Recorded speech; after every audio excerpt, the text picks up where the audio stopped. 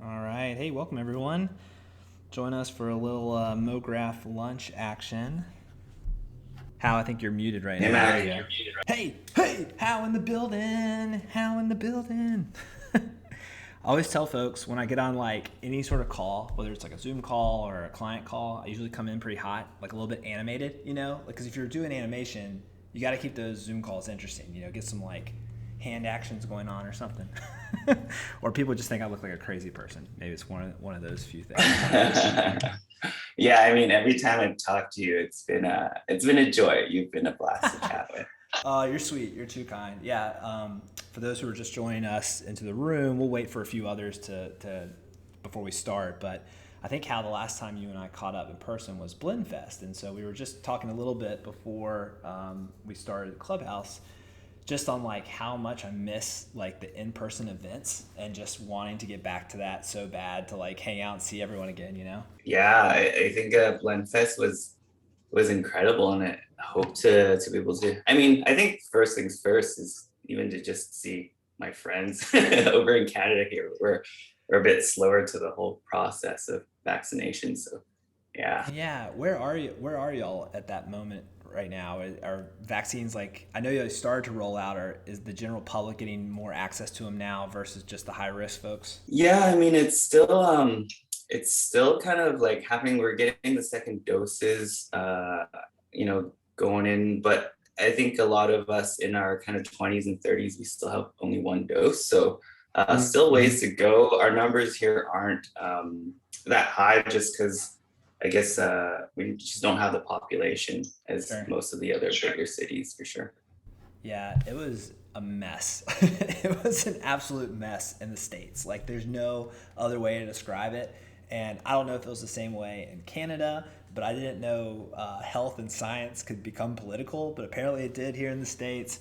It was rough going for a while, but I am proud to say with all that, that we are doing really well. I know North Carolina, I can't speak for all the states, but I know North Carolina is actually pretty far ahead of the curve. And the county that we're in, Wake County, which is houses Raleigh, we have like a 70% vaccination rate, which is really awesome to have something that high in our area.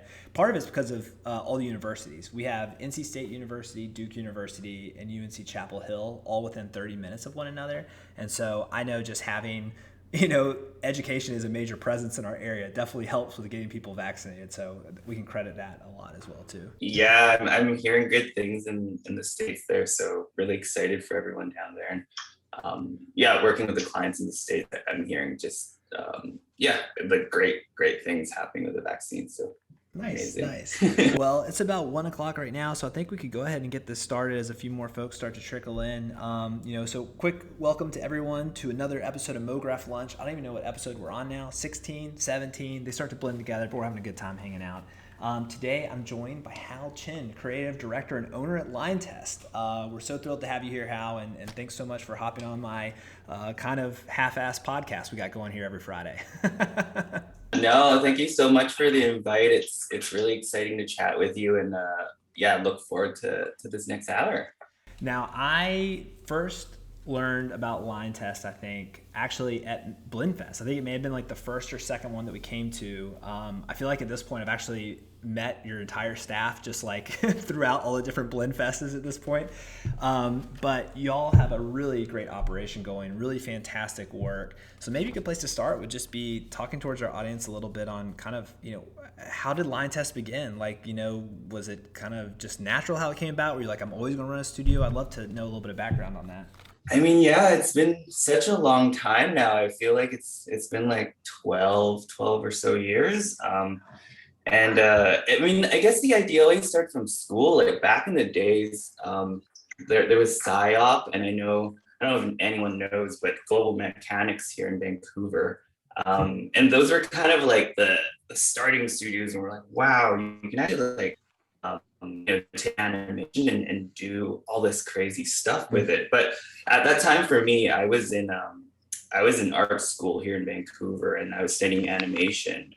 But a lot of the industry here was more television and film. So just advertising wasn't such a big scene here in Vancouver. But we had a group of friends and we just chatted about having a collective and how cool it would be to do animation and actually create it and then afterwards show it to the world and bring it to film festivals. So that was kind of the start of it. And that was kind of like when the idea started. But once everyone like graduated, everyone took on full-time jobs and then they kind of went their different path, and we just didn't have the energy that we felt we would have doing it in the evening. So only two of us really like made it and turned it into a business. And even that it took a long time because we had to really quit our full-time gigs at that time and plunge into it. And that was like a risky move for myself and my friend Mark there. So. Oh my gosh, yeah, that moment when you're like, all right, this isn't just a hobby anymore. Like I can't just moonlight. I need to like make this a career and make money at it. Cause it's like, I think some people think, when you start a studio, that's like, oh, cool, we're gonna start a studio. We have money coming in, it's good to go. But there's that weird gray area where it's like, we don't quite have enough to feel comfortable starting a studio. I don't quite want to leave the security that I have at my other jobs. What do you think it was that finally like pushed you into that? Was it like, were you getting enough like side gigs that were paying enough? You're like, I think this is just enough where it feels safe. Like, what do you feel like was the final push that was like, all right, cool, we're not just going to be doing like films and stuff, we're actually be making content for advertising and make this a full-time thing? It took a long time for us. It was we kind of jumped into it really quickly, and it took a long time to kind of get to, like, even back in the day, I recall like it was all like motion graphics was a lot of live action with like, icons and whatnot kind of just plastered all over it. And I did so much like direction for like little shorts, live action shorts, and then even like a bunch of graphic design work that we kind of picked up here and there. It took a while to build up that network and here in Vancouver, but we were very fortunate to have some friends in the agency world to be there with us. But yeah, I mean, it was funny. It was just like me and my business partner at that time, we were just trying to get as much of different work as we possibly can in this field. And I think we found ways to make it into an animation piece. Like, we did like a music video. It was like shot all live action. Then in the title sequence would be like, okay, this is how we can integrate some animation in here. Or like, nice. Or even like just have those concepts and storyboarding parts where we're like, oh, well, let's put a little character on this shot. So we really tried, but the industry at that time, especially in Vancouver, just wasn't caught up for like fully animated advertising piece yet. I love it. I love that you just like forced your hand. Like, no, we're gonna be animators, right? It's like you get all this content that like really like didn't have a need for animation. You're like, y'all definitely need some in here. Just like throwing it in random areas. That's pretty great. Well, what's really cool is, just looking at the body of work that y'all have and really how it's phenomenal. I am a huge fan of your portfolio. The illustrative work that you have there just looks amazing. So I can kind of see, as you talk about how you used to do like more film festivals, kind of the narrative side definitely comes through on your work. Like it all feels like very much like a story. Was there a conscious decision to really brand yourself as this illustration focused animation studio, right? I see that like on your website, even right front and center, it says illustration focused animation, lovingly crafted to be as unique as you. You mentioned that like Vancouver as a whole was like pushing a lot of like film stuff, or it was more motion graphic type stuff that was kind of popular. What led y'all to ultimately kind of push this direction, or was it more of a natural thing that just kind of evolved? I mean, at that time too, like my business partner kind of left and he was doing his own thing. And my real passion really lied in like the illustrative work. I had to like ask deep down inside, like, what do I enjoy? What do I want to be surrounded by each and every day? And it goes back to illustration, and it goes back to that connection with animation.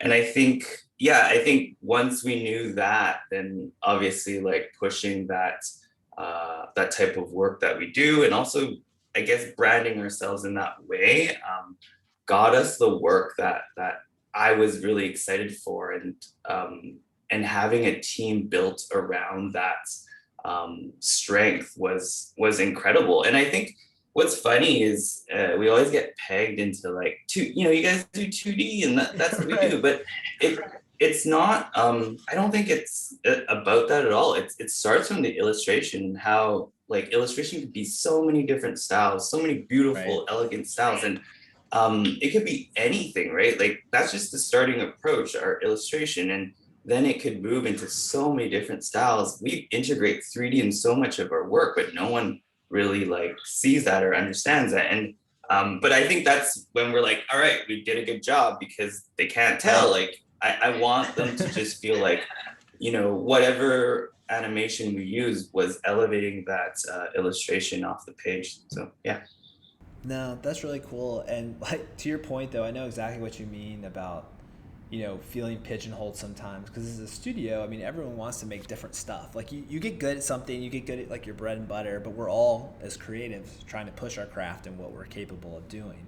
Um, how have you done anything to try to, like, let me rephrase that.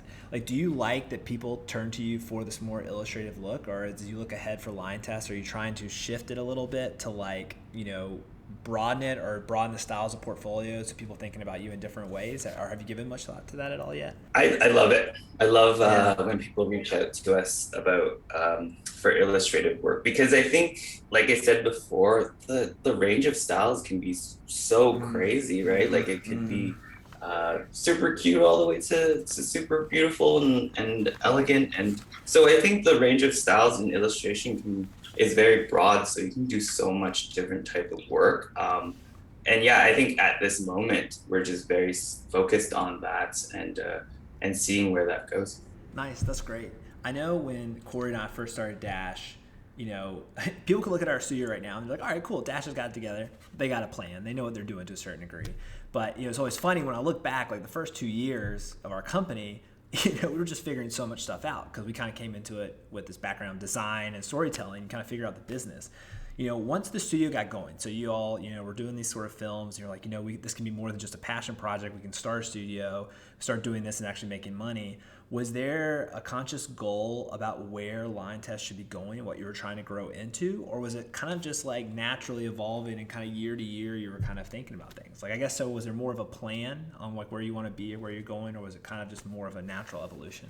I think there's for sure a plan for everything we do. I Mm-hmm. think I almost feel like every 2 or 3 years you kind of need to update that plan, and see if you're heading in the right direction, if you need to pivot, if the industry is changing. And I think, um, yeah, I mean, I think the new kind of work that we do now, like I said, is focused on more illustration, it's focused on more storytelling. Yeah, I think you can kind of see that shift in the industry, where it's allowing more briefs and it's asking for more of these fully animated work. And I think that's where I'm like, wow, cool opportunity here. Why don't we brand ourselves this way? But I think it's not even the branding. I think it's about fully kind of committing yourself to what you do, from the team all the way to the work. I think, like when I talk to my team, like we are built in a certain way to kind of elevate illustrative work and storytelling. And I think that's where we're at right now. We're so excited for that. No, that's really good. And then as far as like, we were touching on this a second ago, like right before we went live on Clubhouse, like, talking about thinking and rethinking about your plan kind of every 2, 3 years. Here we are on the heels of what has been, a crazy tumultuous year. Everyone moved to go work remote. And so now there's this question mark that I'm sure a lot of studios like ourselves are asking, like, all right, do we, how much do we want to lean into remote work? Is it something where we really want to try to bring our staff back to a centralized location? Is it something that we're going to lean into being remote so we can hire more remote workers? Have y'all given much thought about like Are you actively working as Canada progresses with vaccinations, get everyone back? Are you considering hiring international folks outside of Canada or around Canada? Yeah, I mean, it's weird, but I felt like the COVID's been like it's been terrible, obviously, but Sure. I think in the animation world, it's actually been like I've seen a lot more work, and I think for our studio particularly, like we're almost kind of like set up to go to remote, even when we were in the studio, like we were using Slack, we were like doing Zoom, so it was quite Right. an easy transition for us. And I think even now working like over a year now remotely, like we found a lot of benefits of doing it this way. I love it when our team kind of gets to be able to kind of fulfill their personal stuff at home, whatever that Yeah. may be, but also come back and just get the job done and Yeah. whatever the task is asked for. So I think moving forward, like I've chatted with other people too, even Jay from Giant a little bit, is having this hybrid system where we can kind of be there and kind of connect in meetings around because there's a special part to that where in person you Mhm. just don't get that Yeah. energy and you need that kind of fun, right? Because I think we're Mhm. doing creative work here. Like if you don't have fun, you don't goof around. Like how are you gonna be creative? Like I Right. don't see those ideas jumping out. So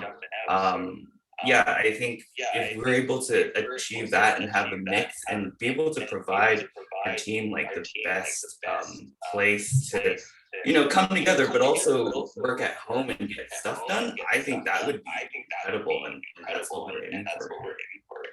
No, that aligns really well with kind of where Dash's stance is too. Like to your point, I think there's a lot to be said about that camaraderie and being together in a space. I mean, Lord knows I've been trying to provide feedback. Like if you move your mouse cursor up a little bit over to the right, yeah, that thing right there. What trying to describe how to change it. Like it's so much nicer to be in person doing that. But all that said, the remoteness does offer some new variety to some things that I think is really unique for some smaller shops like ours. I typically would always think of, a large agency as being the ones who can really reach a large international audience of workers to work with, but now that remote working is like becoming more the norm, it's like almost giving an opportunity to our smaller shops to be like, hey, you know what? If everyone's working from home, we can tap into the talent in Canada. You can tap into the talent in the United States or Europe or Asia. I mean, there's just a lot more like flexibility. So I know one of the conversations that Corey and I are still sussing out a little bit and figuring out is like how much do we lean into going like fully remote? How much do we lean into something that's a hybrid situation? How much do we want to bring staff back? There's a lot of answers to be figured out. And I think this year is going to be really interesting. There's going to be a lot of cool tests that are going to come as a result of it and seeing some new strategy as it pertains to managing a studio, which is going to be fun. And also challenging, I guess, too, because running a studio, I always tell people, while it's really fun, you really have to be down to be an entrepreneur because like so much of it is like there's a business side of it and things of that nature. What are some of the hardest things that you think you struggle with on running a studio, or Linetest is still trying to work its way through from just like a studio perspective? uh for me it'd be always admin work. Yeah. I'm not the admin person, obviously. I come from a very creative background. I've been drawing all my life, so I think the admin, I guess, like the HR type of work is sometimes stressful because I think I get like our team gets really close and I get really connected with everyone that I bring on, and I think it's always hard to kind of have those like departures and goodbyes. Sure. But I think as I grew and understand the business more, I think it needs to happen, and people come and go, and we're all creatives love to be everywhere, and so I think that's accepting that, but also yeah, I mean I think I just paperwork, taxes, they're awful. I know. I had no idea how many forms I'd be filling out when I started a studio. We would get in the early days, especially like maybe a little bit less so now because I have some people that can help me with that stuff. But in the early days, you just get a letter in the mail. It's like, hey, here's your tax form W-8, whatever. Did you fill this out? And I was like, I didn't even know this. I needed to fill this out. Those were the stressful days. Now the stresses, luckily, are less on that side and more of just about like handling the work and keeping up quality and things like that. But yeah, the entrepreneurship side of it and dealing with those like tax and adherence to things, that's that's never the fun part. And I think that's more from when we first started. Now we have incredible producers and studio managers and production coordinators help with all that stuff. So it's been amazing. Like Natalie, Zoe, and also Kaylee, they've been doing all that stuff now. So I'm like, I don't have to do as much of it. So it's been great. That's good. Yeah, I like kind of knowing what I know now. I almost wish I'd hired people sooner. Like I kept trying to handle it so much myself, and I'm sure you're probably the same way. And then you make that first hire for someone to help you out. You're like, wow, should have done this way sooner. Do you feel like I asked this, man? Who did I ask this to the other day? Anyway, it doesn't matter. But I'm curious. Do you feel like there was a pivotal moment in Linetest like history, like when things really started to shift? I mean, I'm looking at your portfolio of clients, and y'all have worked with some phenomenal people. Just scrolling to the bottom of the page, I know you have it here on your about spot. Looking at like Lululemon, you got McDonald's, you got MasterCard, TED, SAP, BBDO, a lot of great people here. Like, how did you go about getting all that work? Do you feel like it's been like a referral thing? You do well and it kind of snowballs? Do you have a sales guy or gal that's going out landing you this stuff? Like, how have you landed a lot of the work that you've received so far? Yeah, I mean, it's a combination of both. I think just working with agencies here locally, after every project, you get referred. As long as you kick some butt in that project, right? So I think our name kind of like slowly spreads from that. But also now we have some reps that are helping us reach out for, in I guess Eastern Canada and the United States, and they've been really amazing and kind of getting us to see, be involved in pitches and whatnot that we wouldn't be able to see normally. So I think, I think a combination of both. I think you kind of have to, put in your time and get, do all the work, I guess, first and foremost, and make sure you've been in the industry a long time, that you get referrals, and then I guess the reps kind of see that, and you're able to kind of get onto that roster. So that's really interesting. So, I've talked with a few people in the past about representation, and, you don't have to go into a ton of details, but like, how does that typically work, just from an overarching perspective for folks who might not know? Like when you're working with a rep, what are they really doing? Like what percentage of a cut do they typically take, or a ballpark around? Like, maybe you could talk to myself, honestly, and the audience a little bit about like, what does representation ultimately look like?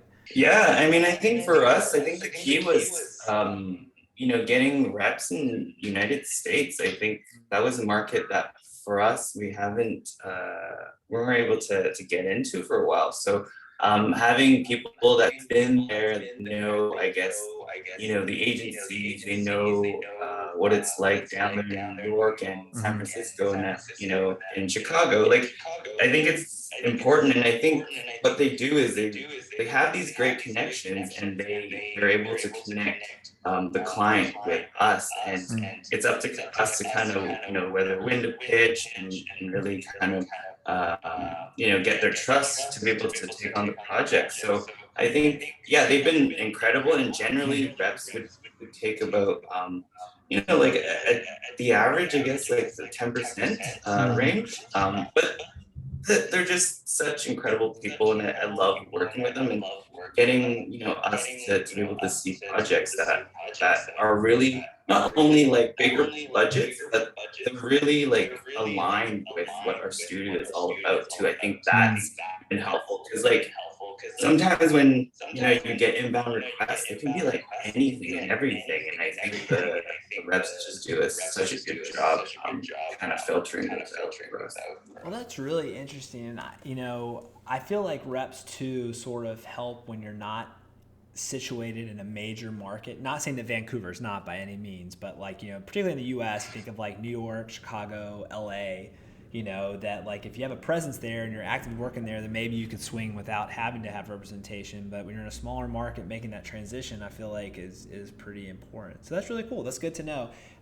Dash is, that would have been something that we haven't done yet, but maybe it sounds like maybe that's an opportunity we're missing out on. So we'll start leveling up our work, see if we can get some representation maybe.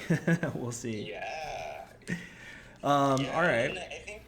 I think too what's cool about and I agree with you 100%. Like we're not in like a big city where advertising is like booming. Like Vancouver here is like it's beautiful. There's so much nature and great talent here, and I think that's what our specialty is. Like we love the type of talent we get here, but also being able to like work with them and being in nature really like fuels us to kind of tackle these very like intense projects from like I guess San Francisco or like in New York. And we do like this every after like our big projects, we like to kind of go on a hike together as a team, and that's kind of where we get to debrief and discuss and also really come together again and see ourselves after a big project and connect and rejuvenate.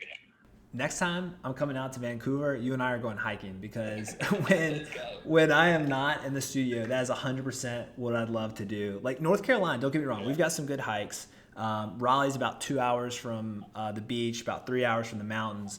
But I know Vancouver has got some like amazing hikes, like 30 or 40 minutes away. So I'm jealous of that, which is really nice. Is it Sasquatch or Sashmo? Isn't there like a town like kind of close by with like a big hike? Yes, Squamish. Squamish, that's it. That's what it is. Yeah, that place is awesome. It's beautiful there, yeah. So, but yeah, it's funny too. During this COVID time, you can kind of see like we need nature more than ever, right? Like we're on the screen like so much, and we need that time to really like go out and feel out like what it's to be sometimes, to be like a human being and get connected with I guess like the planet and everything. So yeah. No, that's great.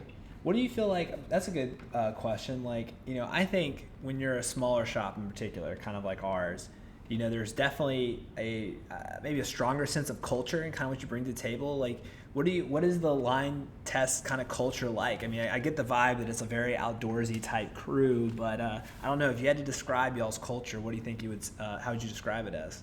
I would have to agree with that. I think we're a very collaborative team. And I never think small means it's a bad thing. I think the smallness of our team is why we're so closely connected and why we're able to do such high quality work, because we're able to know each other, like from working so closely together, but also like understanding like what are the nuances of this artist and maybe the 3D animator, like what are the nuances there. And I think coming together and be able to give like honest feedback is so important to elevate the work every time. So I think for us, we love to collaborate, we love to have fun. We used to do so many different exercises, and have a ping pong table at work, and we just kind of we go to lunch and do all this stuff together. And I think that's what creates that energy of the creativity. And then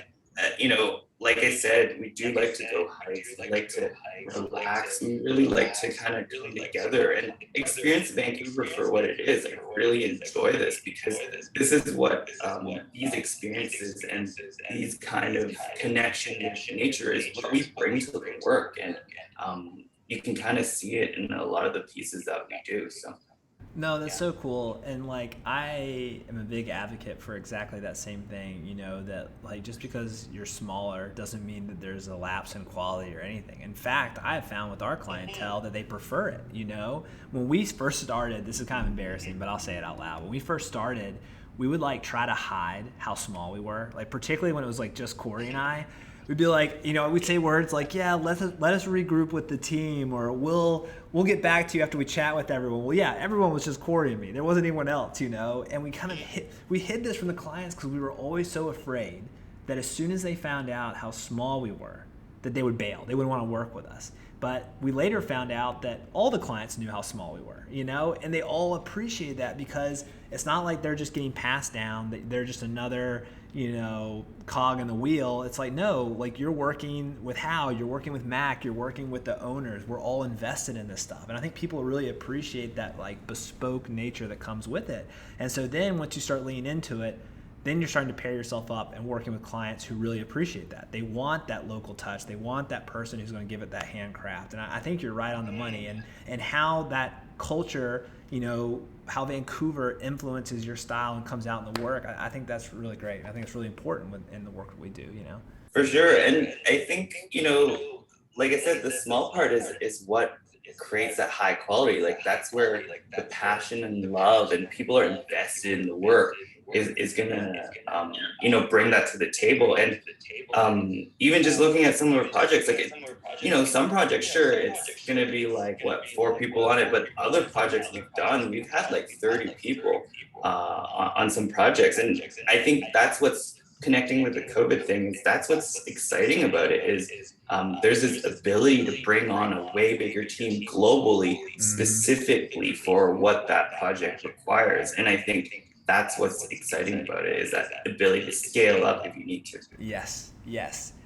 Talking about just projects, and the size of people working on it, like I said, there's a lot of great stuff on your website. Is there one project up here that, either clients refer to a bunch or that personally sticks out to you that you're really proud of, that maybe had a bigger team on it? Is there anything on your website? I see the WWF Arctic, up there really high. I don't know. Anything that sticks out as being a favorite over the years? Yeah, I mean, I really love the WWF one. I think the one that the client always connects to is the Aldi Project. It's like a Christmas video that we did. And it's funny because it's always the ones that we have a lot of creative control with. Like it's not, a brief for a big brand. Like it's something that we've come up, and I think with the Ollie one, we've came up with the whole script all the way to like the execution, and our team really put so much energy, time, and to cultivate the story. And what was cool about it is we were able to find local charities that connected with the story and made sense, and we actually had them kind of work with us at the end, but they never had any say in like how the creative went. We just developed this story and attached their I guess name to it. And I think that was really special because I think it did two things for us. It gave us an opportunity to make our own work, and number two, we were actually helping I guess charities that we actually were really like stoked about, and eventually like that kind of helped them get more attention. So like I think it was a win-win. It was a beautiful piece for Christmas, and our team just really loved it. It looks so good. And it really resonates with me, particularly now knowing sort of your background and like how you got into animation, how Linetest started. It has such a cinematic flavor to it as well, which just really stands out. It all looks really, really sharp. I love when those pieces happen too. And like sometimes you don't necessarily realize it in the moment, like how big that piece will be. And you look back on it and you're like, oh man, that was like one of the best things we've ever worked on. It's amazing. I wish I could go back and just replicate that one more. That's great. Yeah. And I think it's always the journey that was exciting. Like that piece there, like I remember we were still in studio and we came together so many times as a whole team, in the meeting room and just jamming about ideas, talking about the storyboard, talking about the art direction. And I think that's what I remember the most. And I think if we were able to create something incredible, and able to help brands and a charity really get their name out, like wow, that's perfect for us. That's great. Talking about just collaboration in general, I think one of the things that has been delightfully surprising about our industry is collaboration, is that willingness to help, to a certain degree, we're all competitors out there, right? We're all doing work that is like a competition to one another. But I still feel like it's never felt like that to me. Like everyone is always willing to help, and I just feel like that might not be the case for other industries. How has it felt, kind of growing up and doing all this work in Vancouver? I mean, you have like wonderful shops like, Giant Ant up there as well too. Like, do you all feel like between, the other studios in the area, is there a lot of like networking and collaboration between the community up that way? Or have you found it more on the national side of the community at bigger conferences? I don't know. Maybe you could just talk towards that a little bit. Yeah, I mean, I think we have some great studios here. We have Global Mechanics. That was kind of like the original studio back here before everything blew up. And actually, I knew Jay and Leah from our school days. So Oh, cool. I know we were able to connect. Yeah, we went to the same school, Emily Carr here, and I know I've connected them so many times before and chatted with both of them, and they've been just so supportive of us and what we're trying to do here. So like, yeah, Jay and Leah, they're freaking incredible, and I think Ordinary Folk, Jorge. So yeah, I think there's Yeah. some amazing studios, and I think everyone's just been really nice and open to discussion, and I've met all of them, and I think that's what we need, right? Like I think Mm-hmm. these studios, we need to talk and we need to connect and we need to get better and grow together. And I think that's what's so nice about our community. And I know even like recently we've worked with like Nathan Love. We've had discussions with them. Like I think just connecting with different studios, I think has been very special, and I want to continue to build those relationships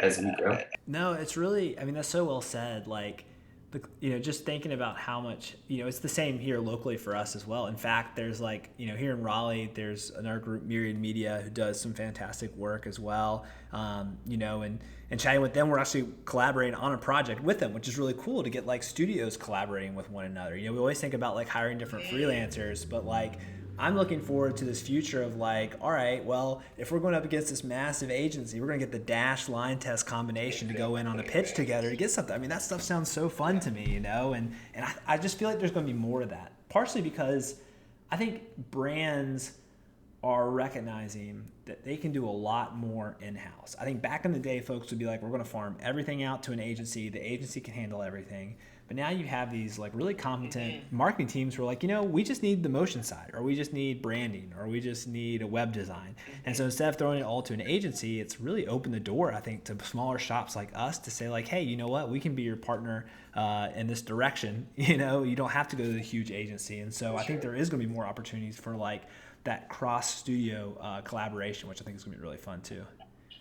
What do you think, I know I'm just kind of postulating on some ideas for the future, but when you think about motion design and the future of where things are going, I don't know, do you have any thoughts on our industry? Like, what do you think's next? Like, what do you think people are going to be into more? I mean, I always think that there's always a space for animation. Like, it doesn't matter how the medium evolves, like, it'll always be there. I don't know. Like, I think right now we're seeing just like stuff that's like chopped up, like a million pieces. We got like I know. banners, gifs, like, and then it kind of comes out from like this 1 minute piece. But I think what's cool is, I mean, I'm afraid. Like I was always like, the duration has always come down. Now it's like, always like 30 seconds, 45 seconds. And I think the challenge is to be able to tell the story well in that amount of time. And I think I'm afraid that it'll go even shorter and shorter, but I hope that things kind of slow down a little bit, right? Like I think the real good pieces might be maybe longer in duration, a little bit more thought out, a little bit kind of higher production value. So I hope it goes the other way. Maybe it always like seesaws, but I don't know. I think with motion, even this year with the NFTs and all that, it's kind of changed the landscape so quickly. And but I do, and I'm always confident that animation will stick around, whatever form it may be. And I think it's just up to us to kind of adapt to the medium that we're given.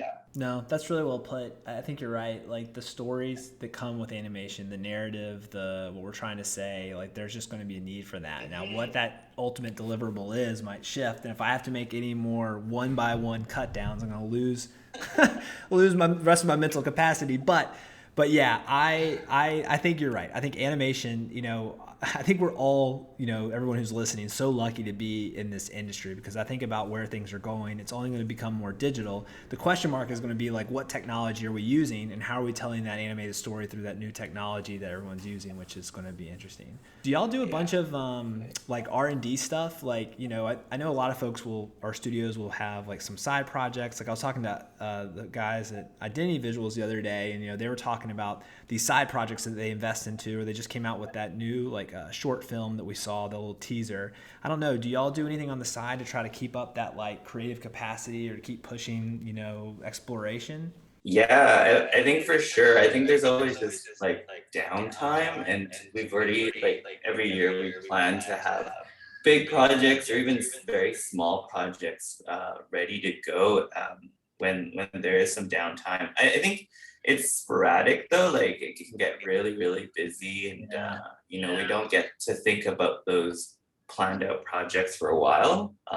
But I think it's so important for us to be able to do those projects. And I think what's exciting too is if we can find the right client project that has a great message right off the bat, it's almost like a beautiful start to almost like a very creative internal project. And I think it'll be up to the client how open they are, but if they are, like those are like the pieces that we're excited for. But yeah, we definitely do that, and it kind of keeps the act sharp for us to use for the next client project. Nice. That's great. Yeah. I think I think it's a little bit easier to find time as a studio, for me at least, than it was for freelance. Because like studio, we just have bigger teams, so people can kind of chip away at something. Whereas a freelancer, or you're on your own, it feels a little more daunting. So maybe the words of wisdom out there, if you're a freelancer listening to this, and you're trying to do a personal project, maybe team up with someone out there, and you can kind of split the workload. Maybe that's the advice to kind of move forward.